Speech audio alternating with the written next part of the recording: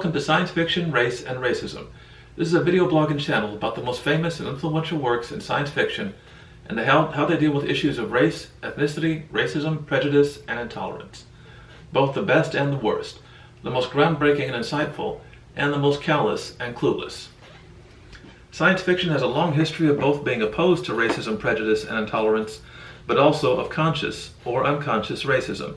Sci-fi fans, authors, and works are often said to be above, beyond, incapable of, and far past any prejudice. That is often the appeal of sci-fi, especially the most utopian works. Sometimes a sci-fi setting, story, or theme can be another way to comment upon, critique, or tear apart prejudice and hatred. For others, sci-fi is pure escapism, a way to get away from such issues. Sometimes this backfires. The most escapist sci-fi work is often the most racist. Sometimes the same three approaches or beliefs coexist within a work of sci-fi, within an author or a sci-fi fan.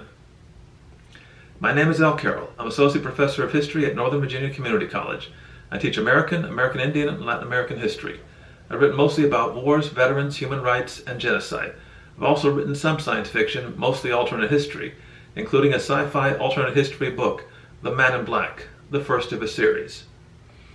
The most escapist sci-fi is often the most racist. One of the best examples of this, of early sci-fi and of racism central to sci-fi fantasy comics, is Flash Gordon. Originally an obvious copy of Buck Rogers, Flash Gordon was also an early example of sci-fi success across multiple media for almost 100 years.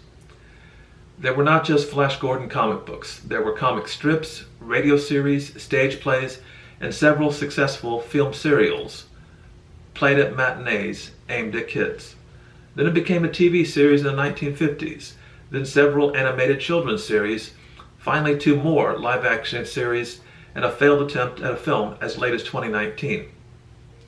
There was even an X-rated parody, and we will review it, since it's actually the best made and most bigotry-free of all of them. Flash Gordon only existed because King's Features Syndicate wanted to cash in on the success of Buck Rogers. They tried to buy the rights to John Carter of Mars, failed, and had staff writer Alex Raymond come up with Flash Gordon, imitating the sci-fi novel When Worlds Collide. Ironically, Raymond himself resembled racist caricatures of Asians and Jews. Yellow Peril fears and hatred directed against Asians are even more central to its story than for Buck Rogers. Its main villain is Ming the Merciless. Ming as in Ming Dynasty, the best known of all the Chinese dynasties. And this is not even the most obvious racism in the series. Ming is the ruler of Mongo, as in Mongol, or Mongolian.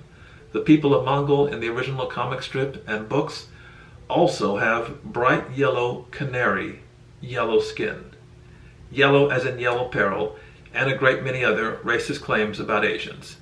It should not even have to be pointed out that Asians are not, and never were, actually yellow. Ming's appearance, of course, is the most obvious racism of all. He has one racist cliché after another to make it clear this alien is really an evil, wily Oriental, as bigots would have said then. His eyebrows are arched. His robes look like a Chinese emperor's. He has a Fu Manchu mustache, long nails, sharpened teeth, and narrow lips, a wicked smile and leer. Ming is a tyrant, and the people he is shown as oppressing are racial archetypes of white people. One is Prince Barin, spelled B-A-R-I-N, the leader of Arborea, clearly supposed to be double nobility. The Arboreans are obvious stand-ins for the English, even dressing like Robin Hood's merry men. Next best known is Prince Vultan, leader of a race of hawkmen. Vultan's name is an obvious take on Vulcan. Since this is long before Star Trek, this means the Greek god of fire and steel. The Hawkmen are obvious stand-ins for Vikings, right down to wearing helmets with wings. Then there is Queen Freya, a name made to resemble cold in several Latin languages, but also Freya, the Viking goddess of love. Freya rules over Phrygia, an ice people whose name resembles cold, but also an ancient kingdom near Greece. The Phrygians are yet another representation of Northern Europeans, blonde and fair-skinned. The only people portrayed in Flash Gordon who are neither evil Asians or noble white people being oppressed by evil Asians are the Lion Men. In the original strip, they were humans with lion faces, manes, and claws. In the 1980 film, the Lion Men become Africans wearing gold, which is its own set of racial problems. Into this world that Alex Raymond portrayed as noble whites ruled over by tyrannical, literally bright yellow-skinned Asians comes Flash Gordon. Flash is a master race fantasy. He is a blonde, blue-eyed Aryan athlete from the most elite of schools and sports, a Yale University polo player. As the comics continued, Flash also turned out to be an expert fencer, boxer, and small plane pilot, even able to instantly master Mongo's spaceships. This is roughly equal to the Wright brothers being able to instantly fly a supersonic jet fighter. The final two characters were the helpless female, only there to be rescued by the hero and lusted after by the villain. Dale Arden is an imitation of every white virgin in danger of being raped by an so-called evil Oriental, as seen in earlier Fu Manchu stories. Dr. Zarkov is a scientist and a Russian refugee from communism. Taken together, Flash Gordon, Zarkov, and the white races of Mongo are a transparent call for America, Russia, and all Europeans to unite as whites versus their racial enemy, tyrannical Asians out to take over the world. Only a few years after the successful launch of the newspaper cartoons and comic books, the first serial was released. Buster Crabbe and Gene Rogers portrayed the main characters, both of them dyeing their hair blonde to fit with the Aryan race warrior look from the comics. Charles Middleton and Priscilla Lawson played Ming and Princess Aura, two fair-skinned whites in yellow-face makeup, their eyes altered to look Asian. Besides Ming, Middleton most often played Abraham Lincoln 3 times. Lawson's main job in the film was to look exotic, dressed in harem clothing, an Asian or Arab fantasy for white males. Her central plot point was her desire for Flash. She is a Pocahontas figure, an example of Orientalism. The way non-white women are portrayed in Orientalism imagines they prefer white males to those of their own people. This is said to be instinctive and natural, that dark women recognize the supposed superior nature of white men. It is what white supremacists like to believe and used to justify the contradiction of their own lust for non-white women, even while continuing to believe those women to be inferior. The film had 2 sequels, then a TV series in the 50s. In 1974, the hilarious X-rated and then R-rated parody Flash Gordon was made. The film was written and produced by the legendary X-rated filmmaker Howard Ziem, the man who came very close to making pornography mainstream in the early 1970s. Most of it is obvious satire, like renaming Ming into Wang the Horny. It's worth noting that Howard Ziem's film avoids absolutely all of the flaming race baiting that was in Flash Gordon, both the comics and the film serials and TV shows. Flash Gordon doesn't look like an Aryan master race fantasy. Wang is clearly a parody of anti-Asian images. There is no Yellow Peril plot. Instead, the film is, unsurprisingly, all about sex, and the villain's sex ray, which is just what it sounds like. A ray which is designed to make people horny. Flash Gordon was re-released in 1980 when the Flash Gordon remake came out. The ads for Flash Gordon mocked the remake as, quote, not exactly a classic. There was a Flash Gordon sequel in 1989, one of the worst films ever made. The first Flash Gordon actually was nominated for a Hugo Award, one of sci-fi's highest honors. Its special effects were made by some of the best special effects men in Hollywood. The sequel was just bad toilet humor. The 1980 film is remembered by some with misguided nostalgia for its deliberate garishness. It would never have been made if not for Star Wars' success.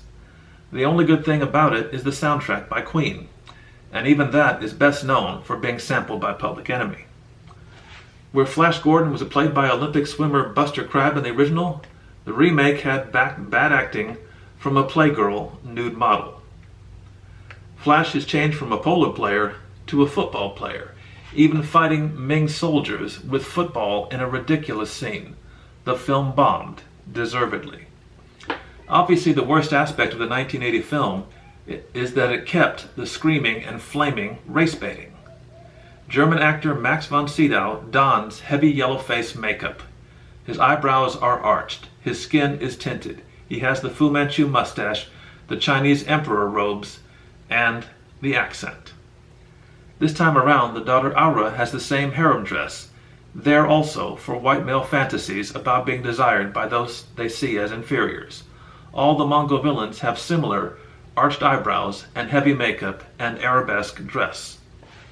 The two bizarre touches the remake included on race are showing lion men as Africans wearing gold. The other is that Zarkov is remade from Russian into Jewish, even shown recalling the Holocaust. It is a bizarre attempt at sympathy and trying to distract from Flash Gordon's openly white supremacist pedigree. Flash Gordon was made into children's cartoons 3 times, in 1979, in 1986 as Defenders of the Earth, and again in 1996. For children's cartoons, the racing was softened, mostly. The people of Mongos are made more human, more like an animal-human mix, rather than as obvious stand-ins for European whites. Ming's troops are no longer shown as Asian. Even his daughter Aura is no longer shown as Asian or in Arab harem dress, and in some versions she is shown as red-haired. The big exception, of course, is Ming. Defenders try to get around the race-baiting nature of the character by giving him green skin. But the yellow Peril caricature is still there in his eyes and his beard, and above all in his name and the name of the planet. In 2007, the Sci-Fi Channel tried a remake.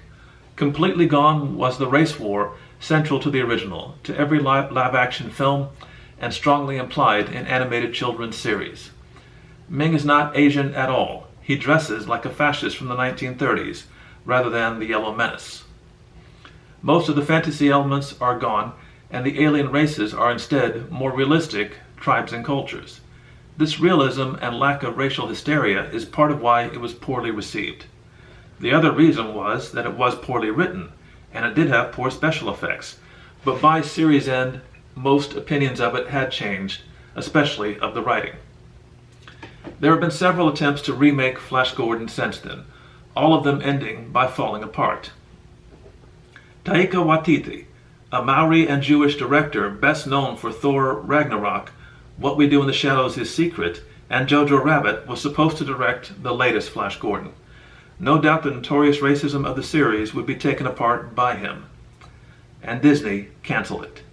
It may be impossible to separate the bigotry from a series built on it from the start. This is the end of the 10th video. I look forward to your comments and questions. Please repost freely, like, share, and comment. Next video will discuss the Twilight Zone's crusade against bigotry. This has been Science Fiction, Race, and Racism video blog and channel.